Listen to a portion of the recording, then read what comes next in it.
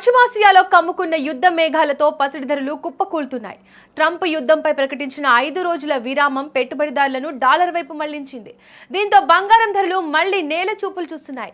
Stock market నష్టాలను పూడ్చుకోవడానికి ఇన్వెస్టర్లు బంగారాన్ని అమ్మేయడం కూడా పసిడి ర్యాలీకి బ్రేక్ వేస్తోంది. గత కొంతకాలంగా ర్యాలీ చేసిన బంగారం ధరలు గత వారం నుంచి తీవ్ర ఒడిదుడుకులకు లోనవుతున్నాయి. గత రికార్డులను బద్దలు కొడుతూ ధరలు పాతాళానికి పడిపోతున్నాయి. నేడు కూడా బంగారం ధరలు భారీగా పడిపోయాయి. వరుసగా పతనమవుతున్న బంగారం ధరలు 10 రోజుల్లో 10,000 తగ్గాయి. నిన్న భారీగా పతనమైన బంగారం ధరలు ఇవాళ కూడా 3,000 రూపాయలు తగ్గింది.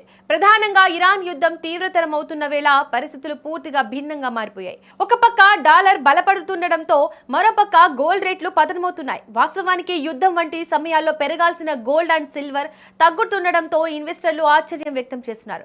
అయితే రీటైల్ పెట్టుబడిదారులు మాత్రం తగ్గుతున్న ధరలతో తమ షాపింగ్ ప్లాన్స్ తిరిగి స్టార్ట్ చేస్తున్నారు.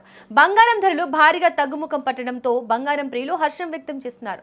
దీంతో గోల్డ్ షాపుల ముందు భారీగా క్యూ కడుతున్నారు. ఇక హైదరాబాద్ నగరంలో నేడు బంగారం ధరలను ఒకసారి పరిశీలిస్తే 10 గ్రాముల 24 క్యారెట్ల బంగారం ధర 2,940 తగ్గి 1,40,350 దగ్గర ట్రేడ్ అవుతోంది.